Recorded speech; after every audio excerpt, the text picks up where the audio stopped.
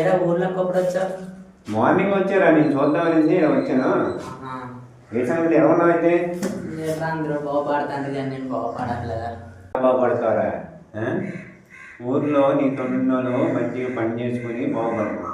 నువ్వేమో నలుగురు నాశనం అయిపోవాలనేసి అది ఇది అనేసి అంటున్నావు.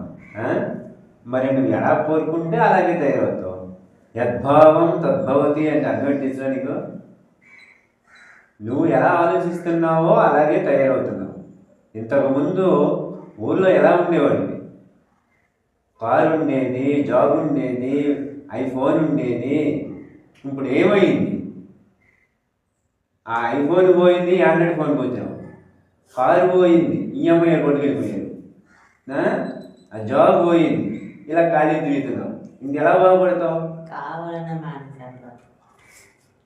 కావాలని మానేసావో, నువ్వు వందంప మానేసావో, కానీ నువ్వు ఎలా ఆలోచిస్తున్నావో అలాగే తయారవుతావు.